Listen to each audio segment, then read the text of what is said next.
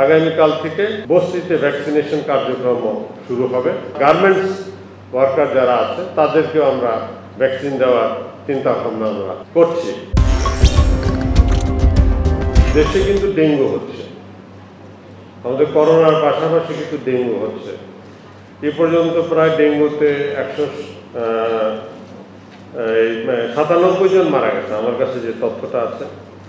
এবং ইনফেকশন কিন্তু এ পর্যন্ত বছরে সারা বছরে 25,000 হয়েছে। ডেইলি কেস প্রায় 127টা। কাজেই ডেঙ্গুর বিষয়েও আমাদেরকে সতর্ক থাকতে হবে এবং যেটা স্প্রে করা দরকার এবং যেখানে পানি জমে থাকে সেগুলো সরানো দরকার। আর মশারি টানিয়ে শোয়াটা খুব জরুরি আমি মনে করি, কারণ ডেঙ্গু বিভিন্ন জায়গায় ডেঙ্গু হচ্ছে। আমরা বিভিন্ন জায়গায় যেমন ভ্যাকসিন দিচ্ছি, আমাদের যে নর্থ সিটি কর্পোরেশনে ওখানে যারা প্রতিবন্ধী তাদের জন্য ভ্যাকসিন দেওয়ার ব্যবস্থা হয়েছে। ওখানে এখন রুগী যেহেতু কম, করোনা রুগী খুব একটা নাই, ওখানে ভ্যাকসিন দেওয়া হবে। বিদেশে যারা যায় তাদেরকেও ভ্যাকসিন দেওয়া হবে এবং আগামীকাল থেকে এই বস্তিতে ভ্যাকসিনেশন কার্যক্রম শুরু হবে। এবং আমরা এটাও চিন্তা করেছি যে আমাদের ভ্যাকসিনেশন প্রোগ্রাম আমরা যেখানে বেশি মানুষ একসঙ্গে আছে, অর্থাৎ গার্মেন্টস ওয়ার্কার যারা আছে তাদেরকেও আমরা ভ্যাকসিন দেওয়ার চিন্তা ভাবনা আমরা করছি।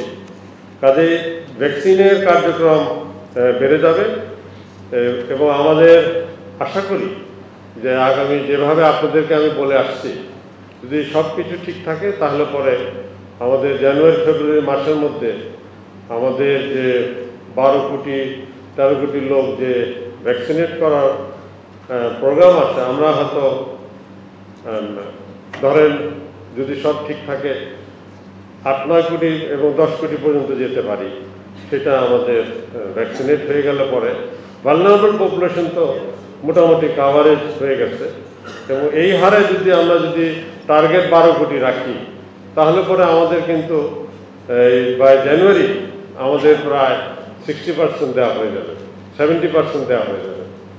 তো সেদিকে ভ্যাকসিন কার্যক্রম অনেক দেশের তুলনায় আমরা ভালো আছি।